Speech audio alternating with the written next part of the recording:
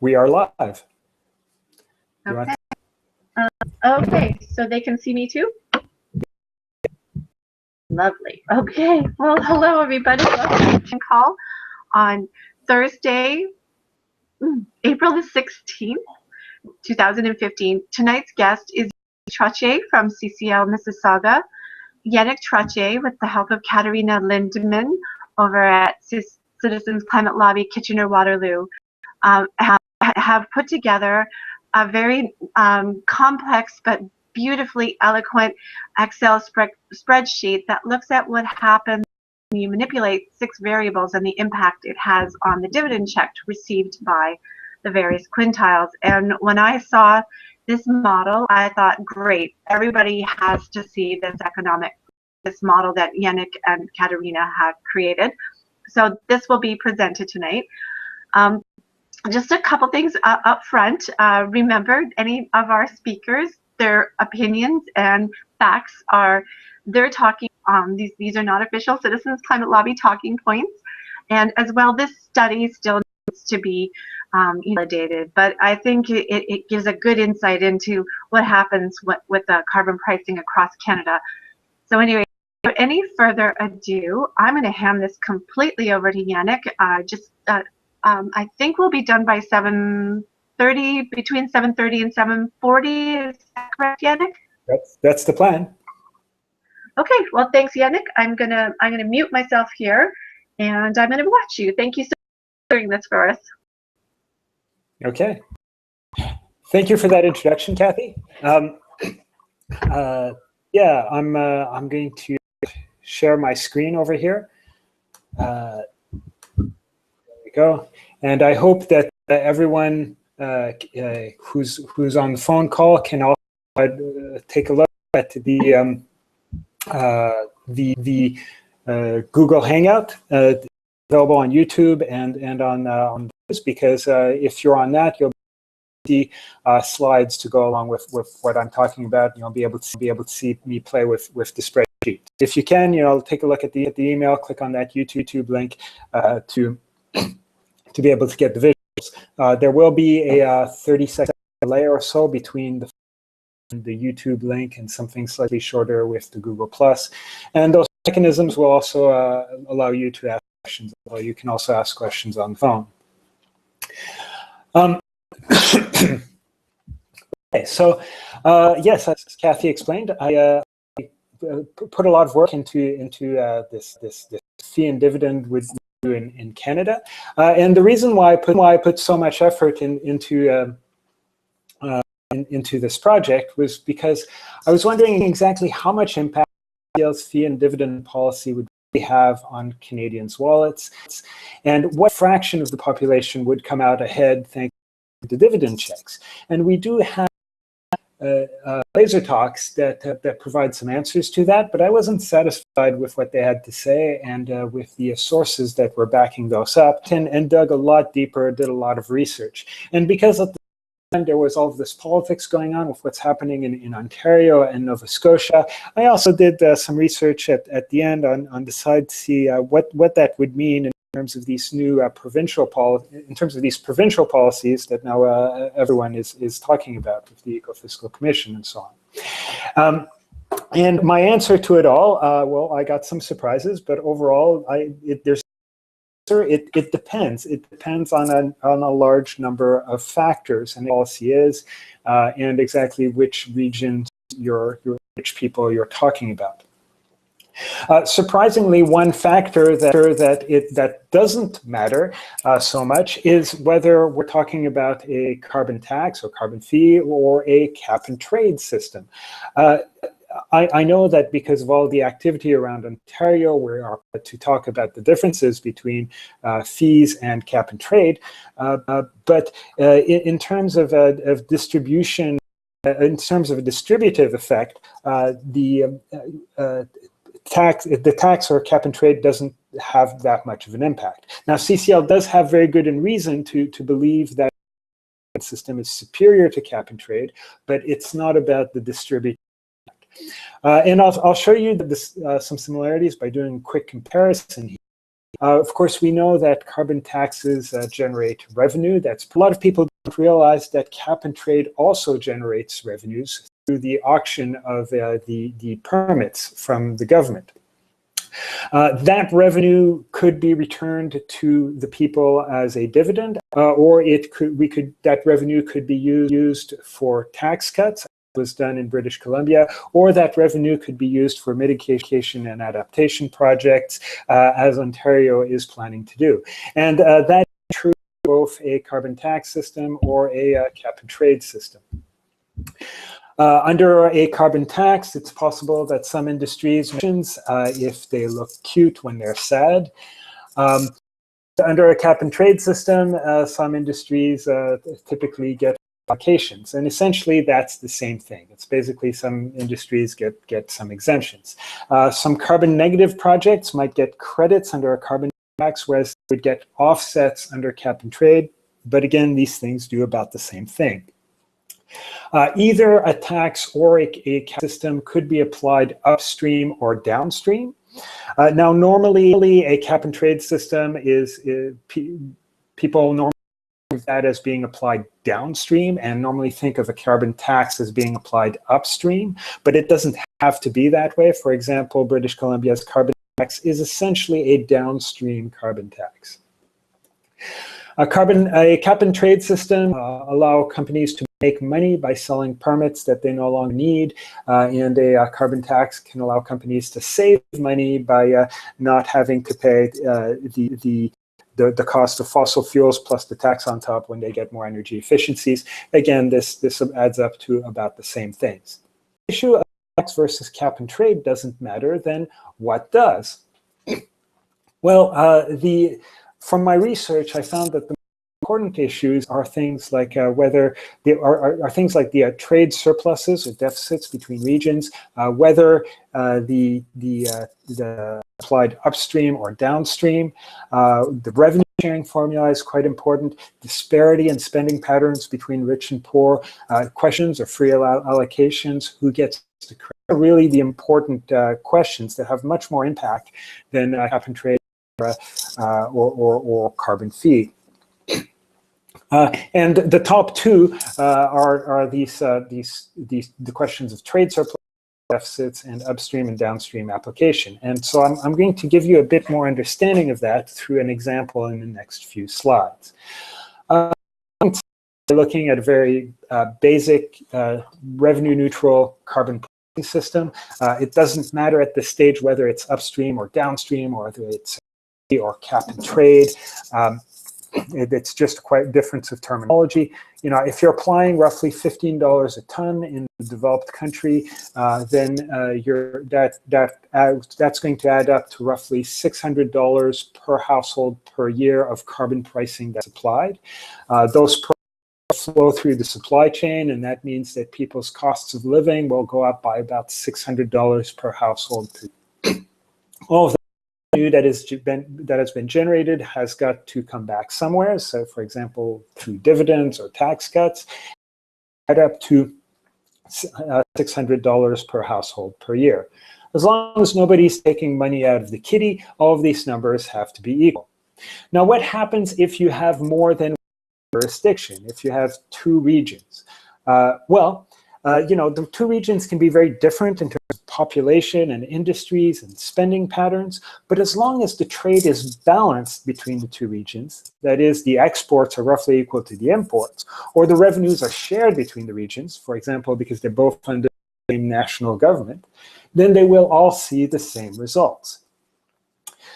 But you start getting into interesting results if you have one region lots of oil and exports it to another region that presumably has a lot of cars to consume the oil. Call this region and Carlandia. Now, in this situation, the cost of living still goes up by about the same amount for everyone because, you know, every household still has about the same number of cars, presumably. This cost of living is going up by $600 per household per year.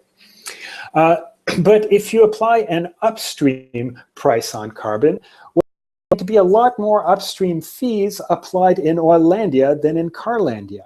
And that means that if the revenues are recycled locally, dividend checks in Oilandia will be $1,000 per household per month, whereas in Carlandia, they will average out to $200 per month. So if one region exports oil to the other, it will come out ahead with upstream pricing because it is oils that are paid for elsewhere. So now we see some inequality showing up between the regions. So what happens if we have different population numbers in the two regions? Well, if you have a lot less people in Oilandia than in Carlandia, then that will amplify the inequality because those extra revenues of Oilandia are now recycled among fewer people. Now in my example, we're up to $2,000 dividend checks being sent out to the average household in Oilandia a year, while the households in Carlandia have to make do with a dividend check of just $200 per year. Don't we have to help with these things? Well, no, not really. Border tax adjustments have no effect on this inequality that I'm talking about for two reasons. First of all, BTAs do not apply when both regions have the same carbon price. And secondly, because BTAs do not apply to fossil fuels, according to CCL USA's proposal. So either of these reasons would be enough to say that don't change anything to this inequality where, Oilandia is getting 10 times more dividends than Carlandia is, even though everybody's cost of living is the same. So is this really a real problem? Am I making up an imaginary situation that breaks the system, or does it really have practical implications? Well, the actual numbers that I've got on my slides here and that I've talked about here are just for illustration. But the general principle applies very well to oil exports from Canada to the United States, because Canada exports about as much carbon as it burns. So that's a massive amount of exports. And this also applies to transfers from Alberta to Ontario, because Alberta exports much more carbon out of the province than they burn within the province. So this is very much a real problem. Real figures later, but first let's look at downstream pricing, see if that helps any. Now downstream is usually associated with cap and trade, as I said earlier, but it can also be applied to carbon taxes, as in British Columbia. Now, downstream flatten out the dividends a lot more, but now it's the manufacturing regions that are coming out ahead, while the oil-producing regions are falling behind, and it's also the oil-producing regions that are losing the most jobs as from oil. So what I've just covered is this question of revenue neutrality versus trade, and more about the upstream versus downstream pricing. But and this is part 1 of 3 in my presentation, but we thought we'd pause for a couple of questions.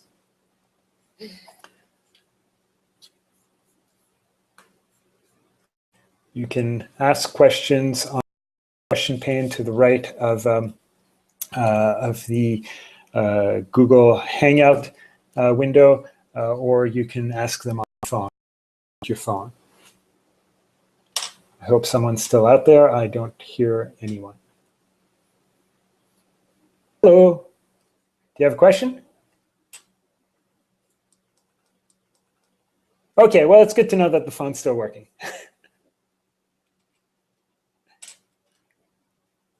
Yep.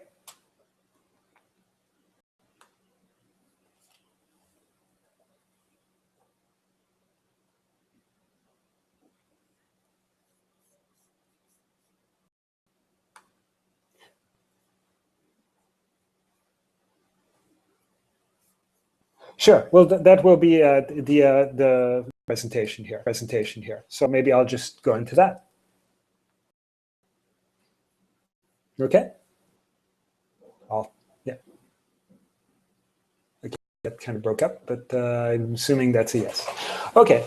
So I'm going to explain a bit about what is upstream, and I've got 3 flowcharts here to show you.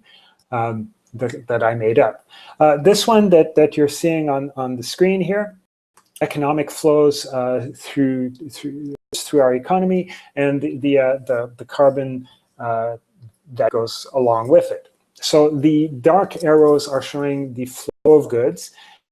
So for example, where there's oil, gas that goes to the refinery, goes to fuel distributor, goes into your car. There's gas that goes to the electrical plant, gets converted to electricity, gets converted into manufactured cars or other consumer goods. Coal goes to the steel mill, produces steel plant, and helps produce consumer goods like cars.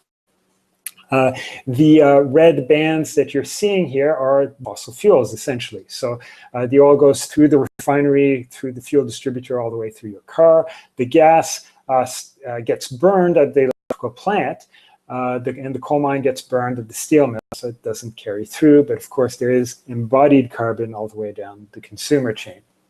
Apply an upstream carbon price. And I've got the wrong window here. There we go.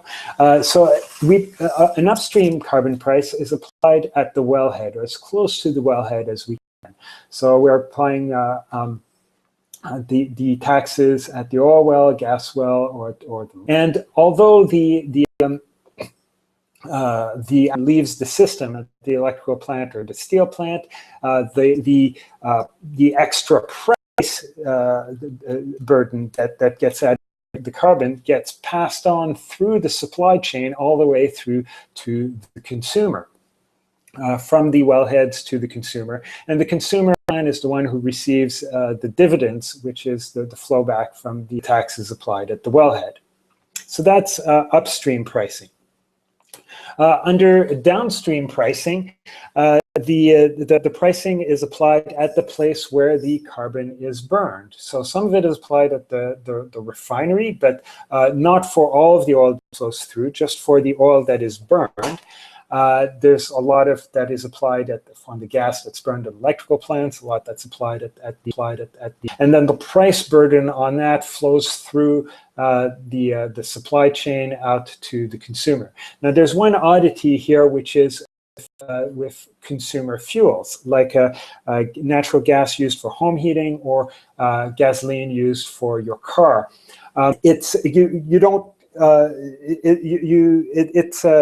It can be hard to apply pricing all the way at the consumer level, especially if you're talking about trade. So for consumer fuels, it's normally the furthest downstream that prices a distributor. So that's, for example, the way that Quebec's cap and trade works. The fuel distributors have to buy permits for all of the gasoline and home heating, natural gas that they're going to be distributing to their consumers. The price burden that flows through, well, it's the price burden flows through the consumers along with the actual carbon in this case. A midstream pricing on this, and of course, again, the consumer gets the dividend. And again, normally downstream pricing is associated with cap and trade, but it doesn't have to be. The BC carbon tax is also using downstream pricing like this. Now, one of the fine points of differences downstream pricing is these export duties that you see in the upper left-hand corner.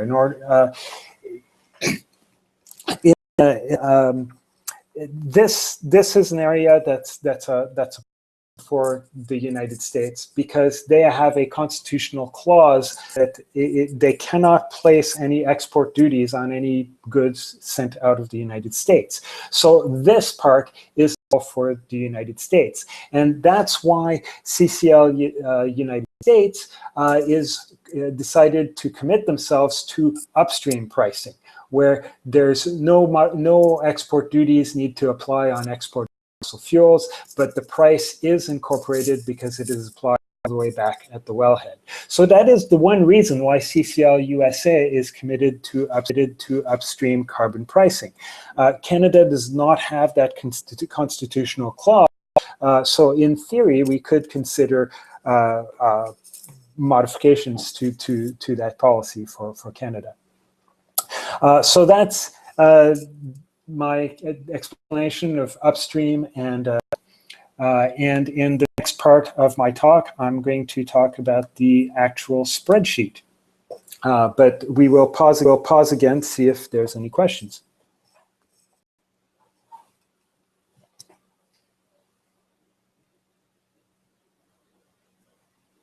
Yeah, okay, get out of my window to check that. Oh, there's a few. Okay.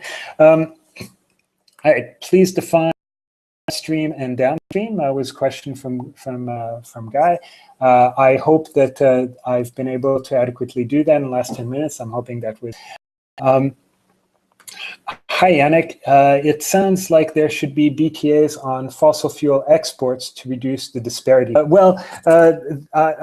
don't know if you got the first part of my presentation where I pointed out that BTAs don't help for that disparity, because for one thing, the BTAs don't apply between two regions that have the same carbon price, and that's what I was assuming in my example I was putting up there. And secondly, just because of the rule of BTAs don't apply on fossil fuels, but I suppose we could do that. But still, you'd get into situations where if both Alberta and Ontario have BTAs, don't help us. There's no justification for them, not as BTAs, not from what BTAs usually mean. Kathy here. Welcome, Kathy. Totally confused, but I came on a bit late. You can rewind the presentation on YouTube, and it will remain available for some time. So I hope that when you rewind it, you'll be able to understand it better. And of course, you're welcome to ask me questions, Lynn, or anyone else. You can email me at yer@alum.mit.edu, and as many questions as I can. Yannick is explaining that upstream and downstream, and yes, I hope I've done that. Okay, any other questions? Are we ready to go on to the part? Yep. Oh, I don't have that one yet. Oh, here it comes. I'll take the phone question first. I heard one there.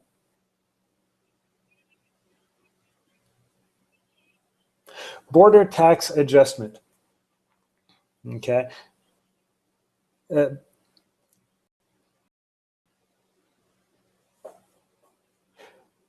Oh, right. Thank you. Yes, the question was, what does BTA stand for? And border tax adjustment.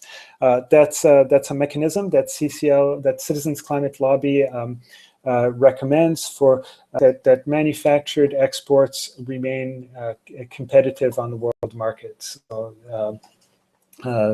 our economy is from these carbon pricing. Okay, and there's on the side here, isn't another reason for placing the fee upstream to maximize the proportion of the economy paying the fee?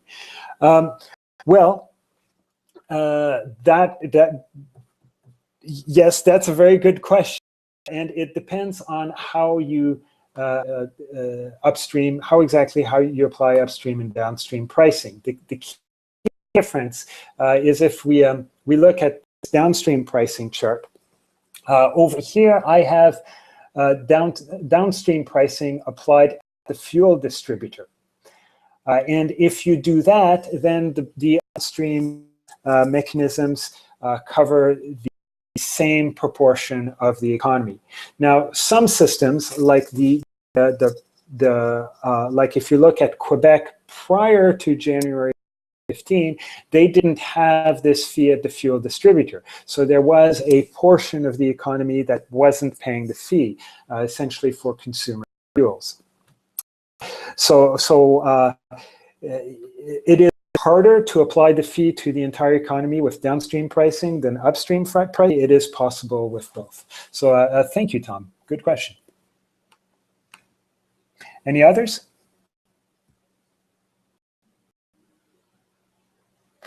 Okay.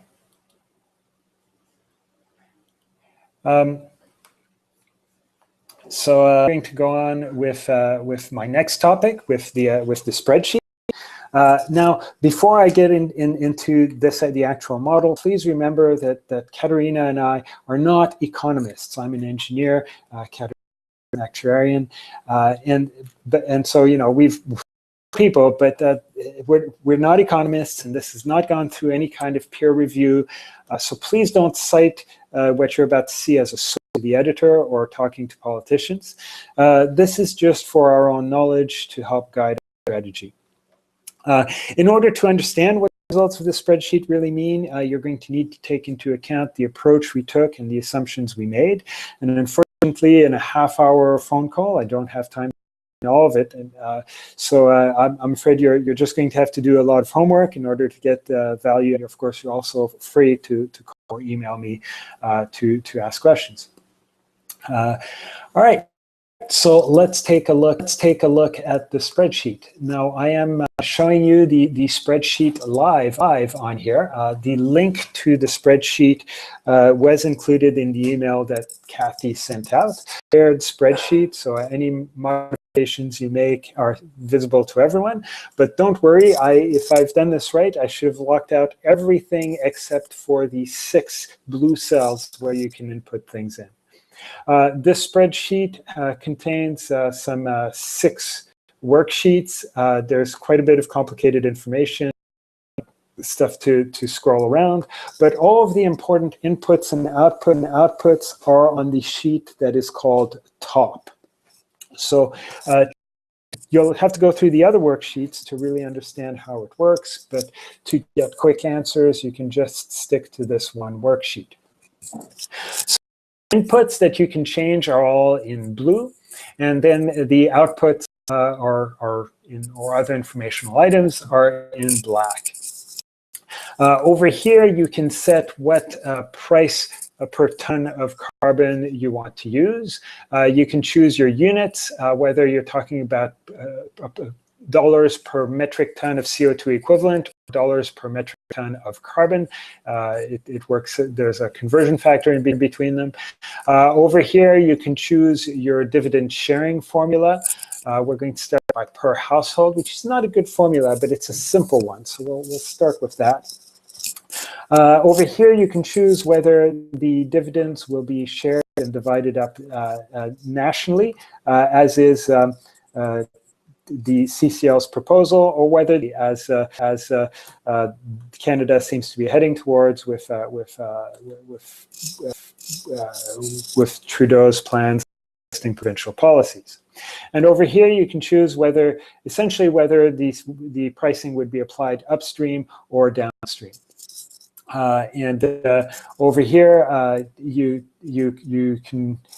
This is a bit more complicated, and it was a last-minute addition. But this is where you can choose whether fossil fuels, the extra cost on fossil fuels, is carried across the border. Normally, CCL's plan would be that the fossil fuels would not be rebated by BTAs, but we're going to start by fully rebating BTAs to remove the effective trade that I was talking about earlier in my presentation. And that gives us the simplest results here, where we see that the average household would see their costs go up by $580, and they would get dividend checks on average of $588 per year. The dividend check would be the same for households, but the amount by which your costs go up actually changes depending on how rich you are, roughly speaking, based on the breakdown we've done here. So we've divided the Canada's population into tiles of household wealth, or no, so household income. And so you can see that the poorest households, making between $0 and $26,000, see their costs go up by roughly $300, while households making more than $110,000 see their costs go up by $960, but they're still only getting a dividend check of $588. Scenario, around 40% 4% of Canadians living in the lowest income households would be better off under this plan, even before changing habits to reduce their carbon use. Now, I only picked this because it's the simplest example. Now, let's look for something closer to what we would really want. Let's switch the dividend sharing formula to James Hansen's plan. 1 share per adult and half a share per child. So now we see that the dividend checks being handed out changed quite a bit. So the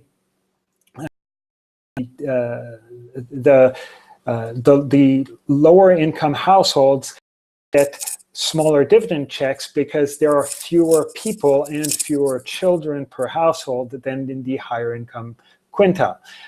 The lowest quintile represents mostly single individuals, whereas the higher quintiles represent a married couple with in their peak earning years with kids. So in this scenario, now 63% of Canadians living in the lowest households would be better off under this plan. But there's an important problem still in this model that we haven't included the trade effects, the CCL, the main CCL proposal. Well, now the dividend checks get a lot bigger because Canada exports fossil fuels to the United States. So now you can see that in all income quintiles, better off, would get more from the dividend checks than living is going up, because we are sharing all of the being applied to fossil fuels exported into the United States. So we're getting rich by giving extra price to the Americans in this scenario. Now, what happens if we believe that we're going to end up with provincial plans where each province recycles its own emissions?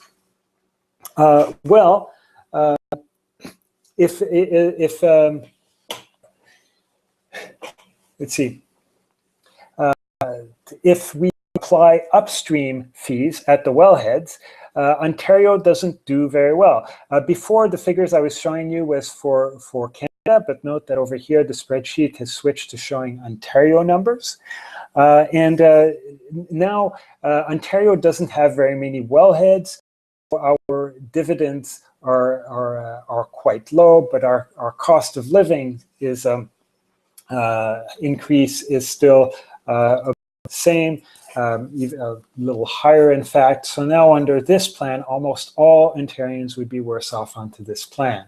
Whereas if we switch to downstream pricing, similar to what British Columbia has, then our dividends become closer. The cost of living rises on average, $6.12 versus $6.83, and now we can see that 70% of Ontarians would be better off under this plan. So that's the brief overview of my spreadsheet, and I've already got a question on the side. So I'm going to try to answer that from Tom again. One example of an avoided fee, if applied downstream, is that a plant which extracts and then consumes natural gas in its tar sands processing would not be charged a fee on that. The fee applied at the wellhead, both the natural gas and bitumen pay the fee. That is true in some downstream pricing schemes, but not necessarily. So this is going back to the downstream versus upstream issue. So let me bring my slides back for that. So you see in this diagram that I put up there, I said that the refinery, which burns some of the oil, and you could also be burning some here, I did assume that it would need to buy carbon or pay a fee for the oil or gas that it was burning. This is a question. What this depends on is whether or not a refinery has to pay a fee for the natural gas and oil that it consumes depends on whether you're applying fees on primary energy and secondary energy. But in theory, you could apply a downstream fee on primary energy, as is shown in this diagram, and then would still be covering the same amount of fuel use as with upstream fees. It does depend on the details. It is harder to cover the entire economy with a downstream fee than with an upstream fee, but it can be done. I'm going to go back to my spreadsheet here and for questions on the spreadsheet.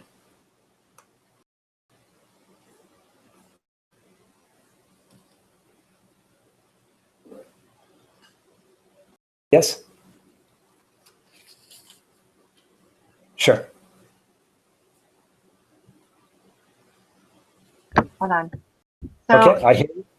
Okay, so can you just show one more time our current formula, just for what we have for citizens climate lobbying are pretty solid on what we're doing currently right now. So like just set your spreadsheet for what we are currently doing in Canada upstream. Okay, thank you. All right, so I'll set it upstream. Let's see, fossil fuels are not rebated by BTAs. CCL wants nationwide. We want the James Hansen plan. Yeah.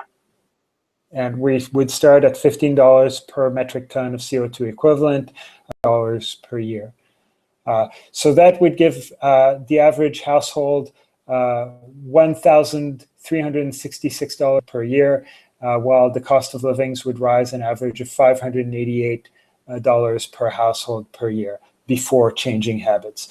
Almost all Canadians would be better off under this plan. Thank you.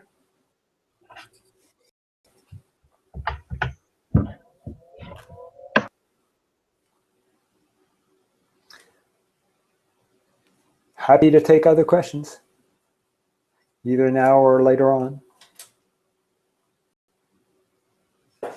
We have 10 viewers online, so I hope you're getting something out of this. I know I was rushed in my presentation, trying to fit so much stuff in half an hour.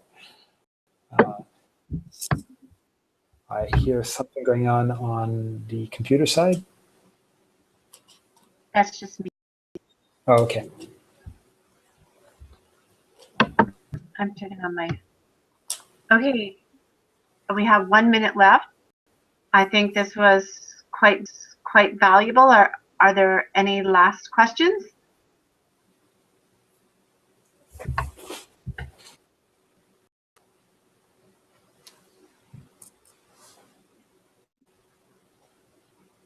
Okay. Just as first of all, I'd like to thank Yannick and Katerina for putting together this model. I want to remind everyone that we are not a think tank. But the true purpose of this presentation was to give us a better understanding parameters with regards to carbon pricing, and we're in for a big year.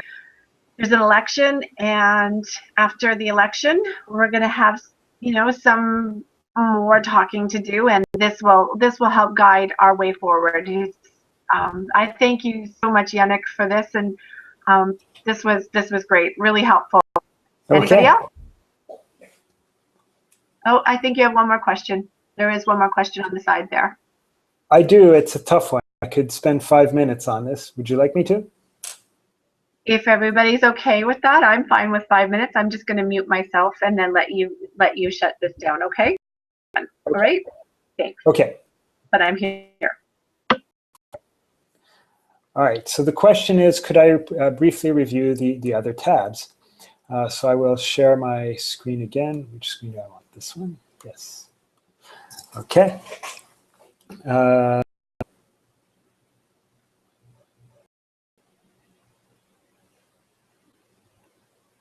Okay. Yeah, and someone else said me too on that question. Okay. So the top sheet contains very little. It contains interface stuff on the side. There's some of my assumptions down here. It's relatively simple. Over here on the Canada sheet, I've got data from the survey of household spending from Statistics Canada, and that is what is used to try to determine the value of the survey of household spending, divide up household spending in quintiles of household income.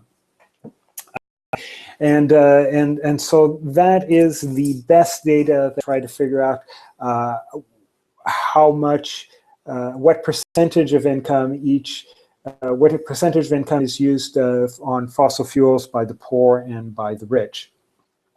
There's also some other data further on about the average family size in each quintile, and some calculations that go on down here. And so there's some data on the side about exports.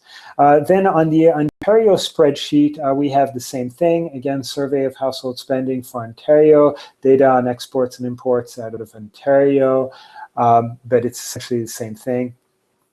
On the conversion sheet, we have a lot of conversion factors, converting different units of energy to carbon intensities, natural units to energy units, and prices of a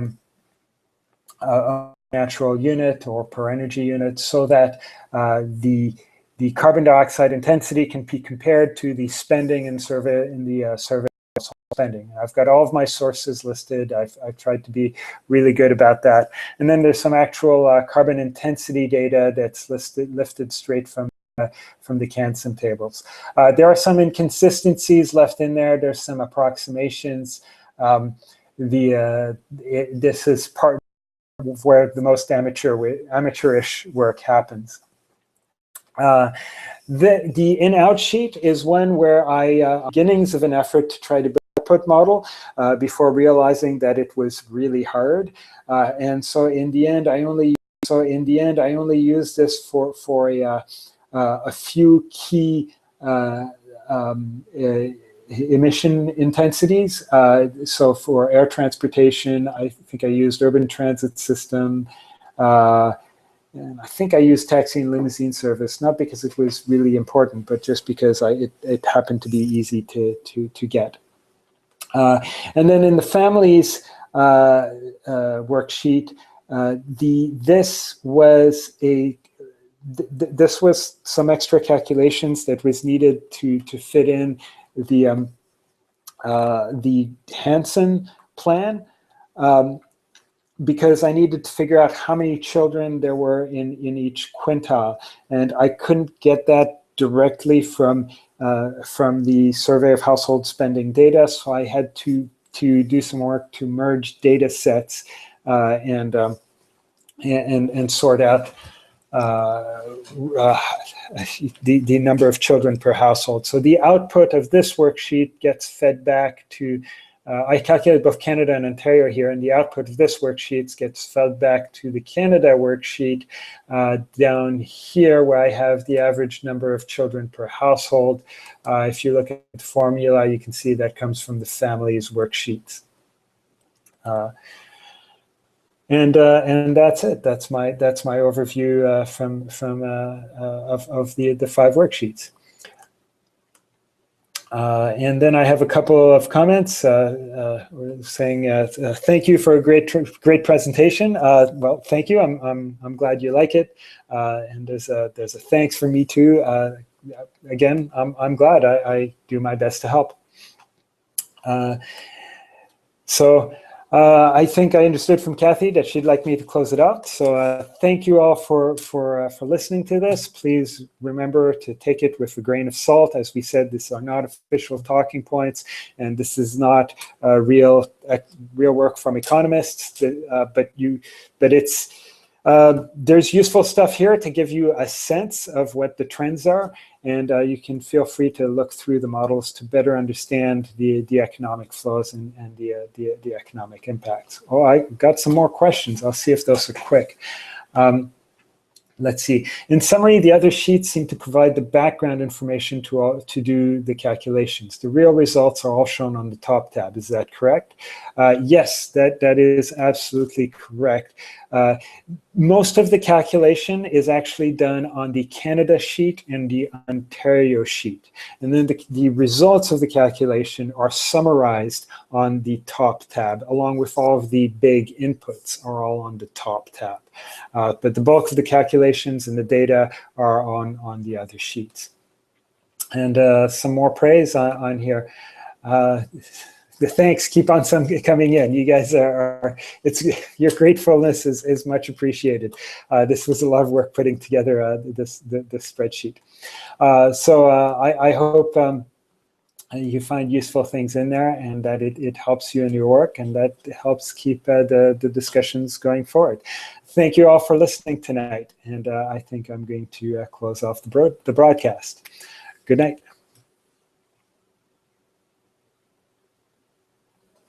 Thank you, Kathy.